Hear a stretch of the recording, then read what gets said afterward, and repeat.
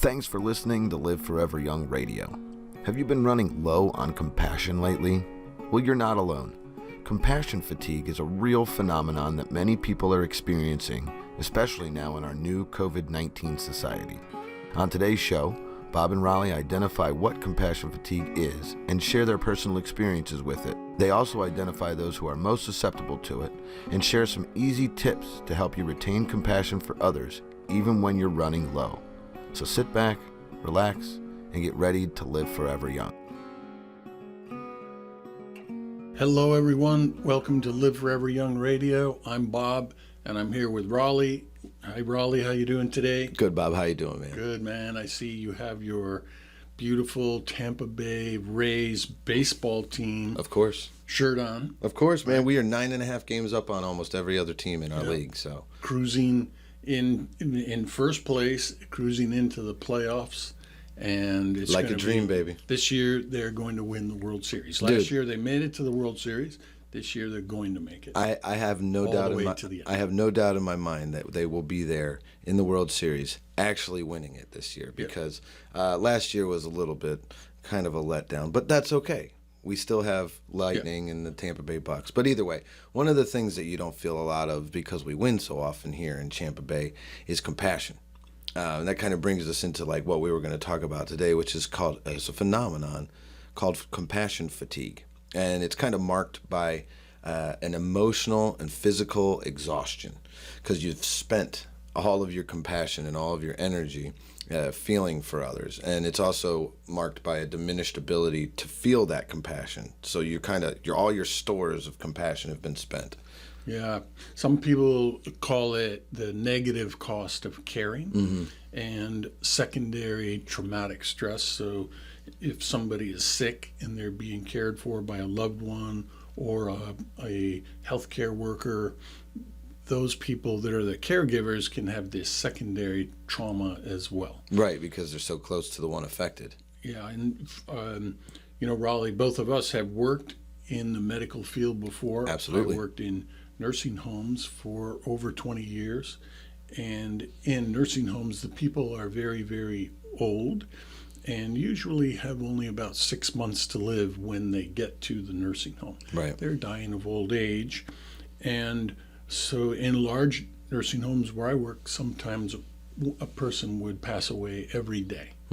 There would be at least one person who passed away and a new person would come in a day later. And so after 20 years of it, you can see where maybe the response wouldn't be the same the first time when you first got there and had the first experience of a family member or family members that have come to collect belongings and things like that. Yeah, what you mean is like being employed at the nursing home. Yeah. Yeah, like when I used to work at the oncology office down here in St. Pete, people would come in and you would see them their first time, and you're like, oh, here's a new person, and then I remember when I first started working there, some of these people, even though they're sick, they got great personalities.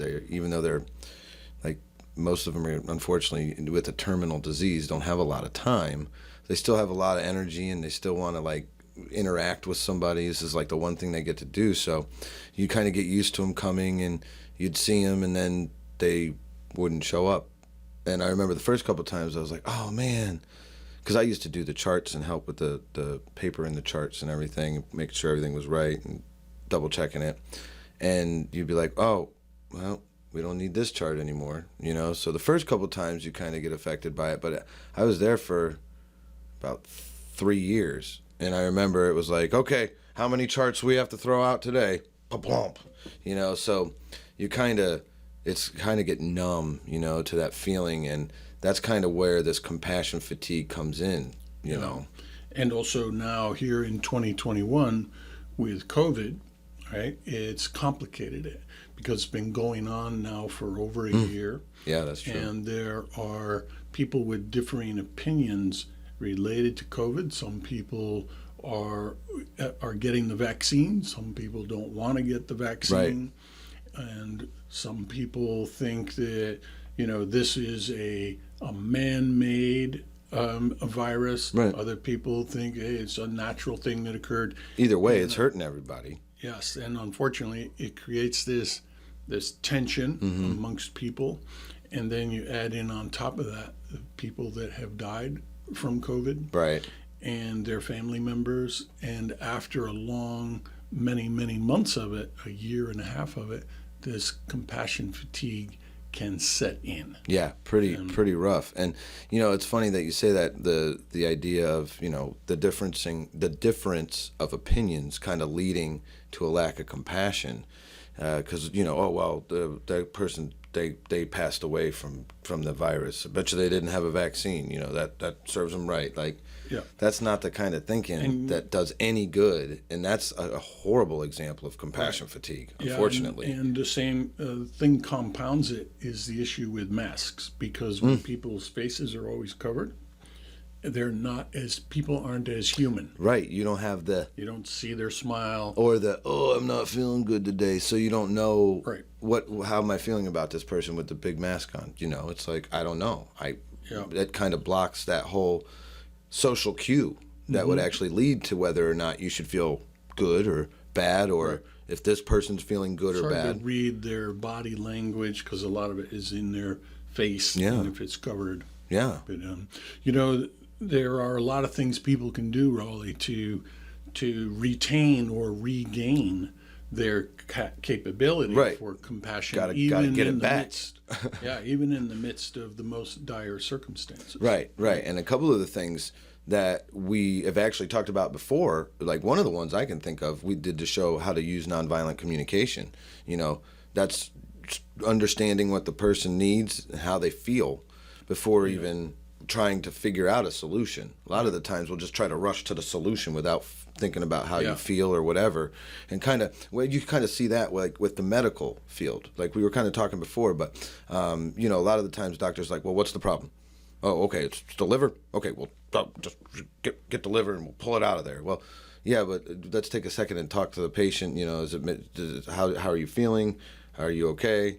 Oh, wait, maybe it's more like your gallbladder or something, so like not taking that time to listen or feel isn't always a good thing, especially in that particular case. And so to retain that, you want to, even as a doctor, how are you feeling today?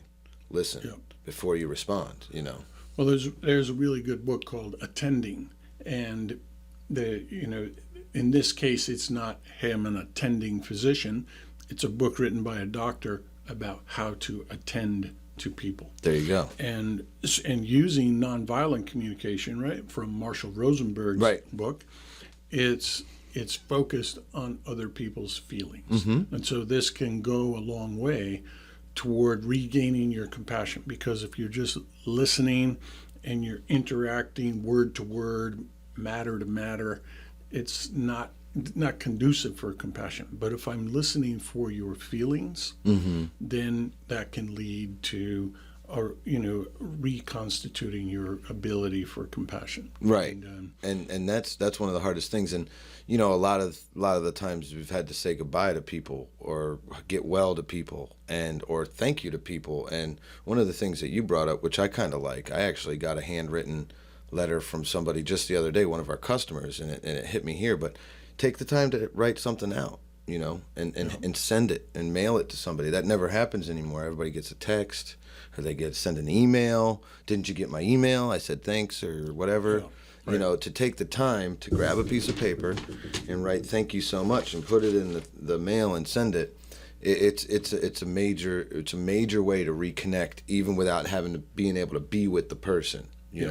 Yeah, and this is one of the ways you can make people's feelings the most important thing, right? A lot of times people are so busy. The research shows that 80% of the time during the day, people are busy doing little things that don't really matter all that much. Right. And by refocusing on connecting with other people, focusing on their feelings, you're no longer majoring in minor things. Right. So the minor things are all these little busy things that might distract you from being truly present exactly with somebody else. Raleigh, related to this, there's a book called The 7 Habits of Highly Effective People. Oh yeah.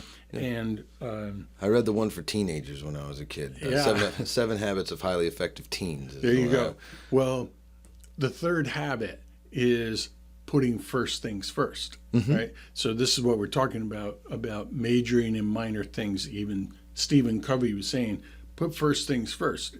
Decide what's most important and do that.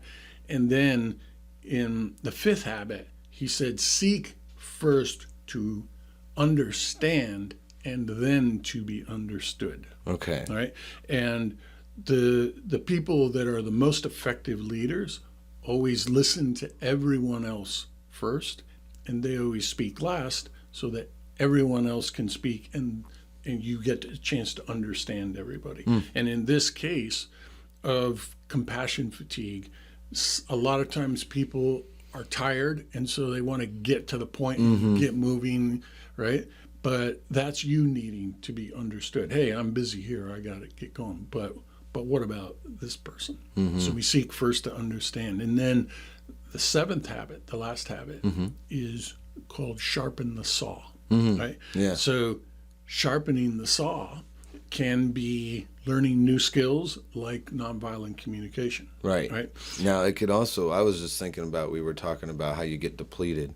You need to sharpen up your tool of compassion, man. You need to re-energize it. You need to go out there and get it resharpened and get yourself into a state of mind where you can not only focus on what you need, which usually always seems like the most important thing, but what others actually are asking for or need, right? Yeah, exactly.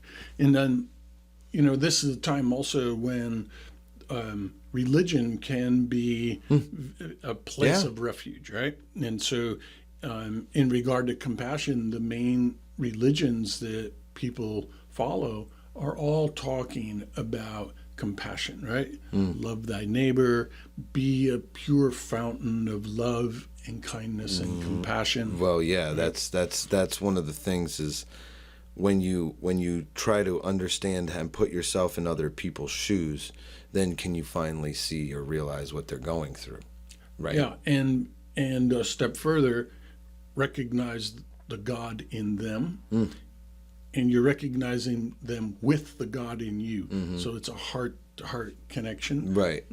The God that's animating me is also animating you, and that's where we're meeting. Not in our minds, busy mind stuff, but right here where we're animated by God. Right. Right. That's a pretty cool concept. Yeah, no matter what we disagree on, we are created and we are going through with the same energy by the same life force. So let us at least have that in common. You know what I mean? Exactly. That's pretty cool. And also, Raleigh, there's this phenomena where people that are exposed to multiple experiences that are related to the same emotion over and over again can create this overreaction, right? And so somebody might be telling you a story about something that just happened to their sister, right? My sister's in the hospital. Well, if you have had 10 different things in the last 10 days similar to this, all of a sudden you're overreacting inside your own mind going, oh my God, I've had enough of this already. One more person, I have to be compassionate for. I don't think I can do it, right? And this overreaction is a gestalt, right? So you have certain events that evoke an emotion, and then another event, a similar event, evokes the same emotion, and the emotion can be doubled or made worse, right? And then as it goes and goes and goes, you're feeling frustrated because of all the people that you have to show compassion for. And this frustration builds and builds and builds. And sometimes it'll result in an outburst, right? And that's when people say, wow, they're really overreacting, right? Well, they are, but this is a common human phenomenon. People are susceptible to this. So it's good to know about it. Yeah. And it's also good to know that there are ways to erase this gestalt and start new again. So basically what you're talking about is just a series of similar events that kind of Right. compound on top of each other.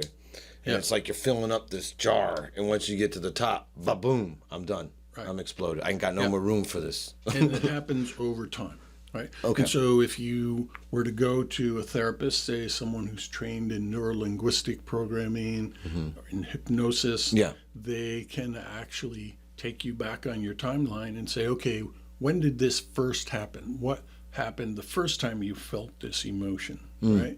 And then you can reinterpret that event, right, with a broader perspective and say, okay, so the emotion that was evoked from that event, I'm going to rewrite that. I'm going to redo that because now I have the help of a therapist to help me understand it. Right. And so I'm going to interpret it differently and respond differently. Okay. And the unconscious mind doesn't know that that's what actually happened when you go back on your timeline and rewrite something. Right? Okay. And we've talked also in the past about revision scissors. Yeah, I was gonna say it sounds a lot like the one where you cut out what Right. you should have done better.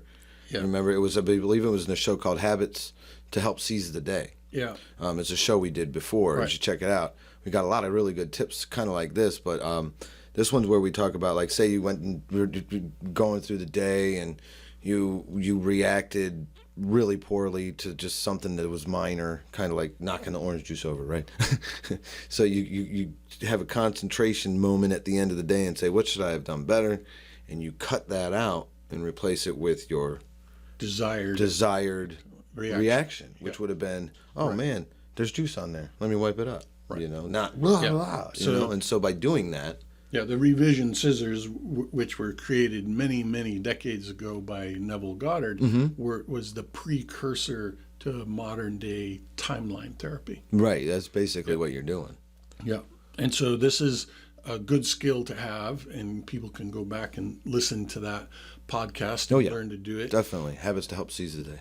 And, another thing, Raleigh, is sometimes it's really good if you are in a situation and you know that you need to bring forth your best compassionate self, right, is to be able to have a way to bring that up on demand. Right? And so what you can do is you can think about a time when you were at your most compassionate.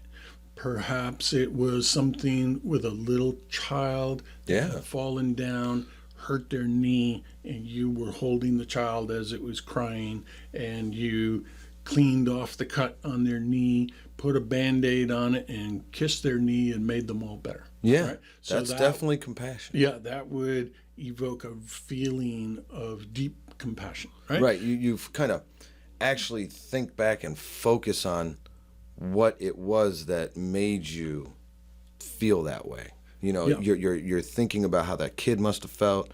You're thinking about, well, what can I do to help them? So you're actually really bringing that feeling of compassion out, right? And then so once you get that feeling, then once you get the feeling, you want to also think about other aspects of it, right? So you say, okay, this is how I felt. What was I saying? What was the visual? What was the look on the child's face after they stopped crying? What was the look on my face when I was looking upon this child, right? So this is like really making a visceral experience of this, and you want to then give thanks for that time because that was your best you, and you're grateful for it, and so you want to say, I'm thankful for this time. And then you also want to create an anchor. So an anchor is a gesture, usually a physical gesture, or sometimes a word or a sound.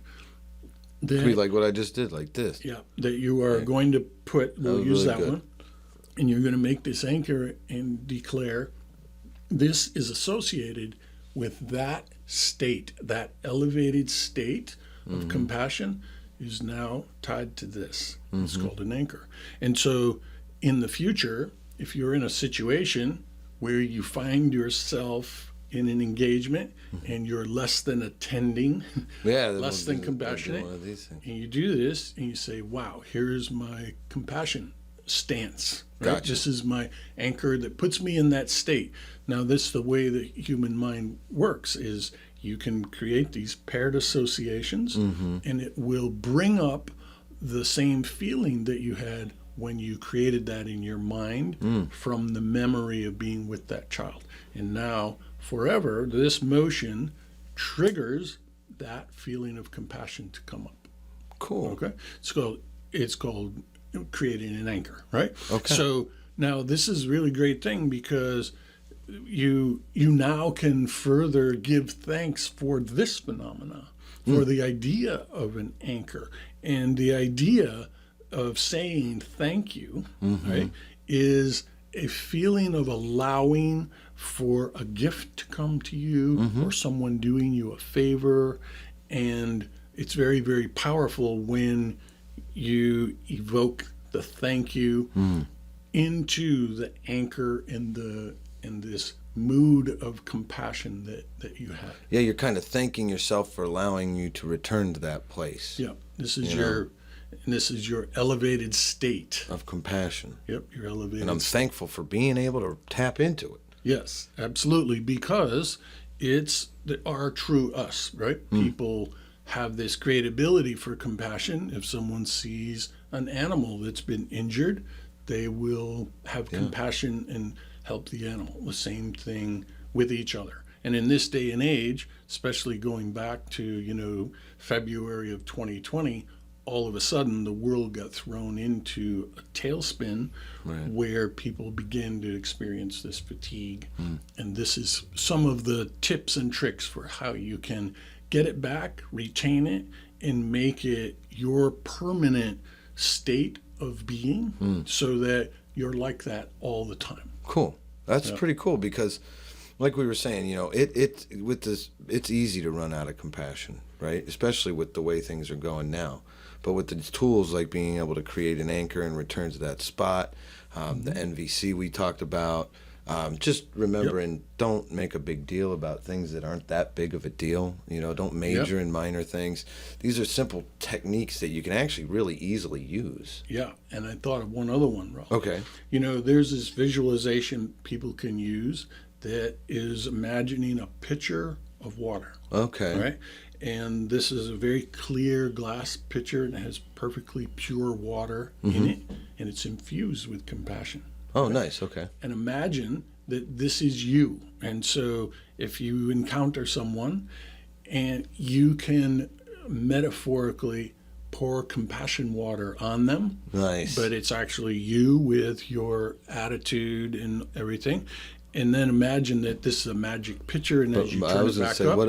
What am I do once I empty my pitcher, though? Imagine it's a magic pitcher, and and God is filling it with this pure water of compassion. And every time you pour, you lift it back up, and it's magically full again. Nice. Right? And that's you. That's the metaphor for you. I'm giving compassion to you for something that you're going through, right? But it's never depleting. Because of my connection to the God source, God is always filling me up each time I give. Yeah, and that's a different attitude than, oh man, I'm feeling tired from all this. Right. Well, not only that, but I think what we were kind of also that sparked this idea of compassion fatigue doing the whole show is giving compassion shouldn't be something that is hard to do. Right? It should be something that comes from a place of pure love. Yeah. Right? And so to be able to tap into that is really important. Yeah. Anyway, so Rollie, just another thought on that. Rollie, thank you very much for being here Absolutely. with me Always. On this show. And thank you everyone for watching and listening to Live Forever Young Radio. And Rollie and I will see you on the next show. Thanks for listening to Live Forever Young Radio. Check us out at liveforeveryoungradio.com.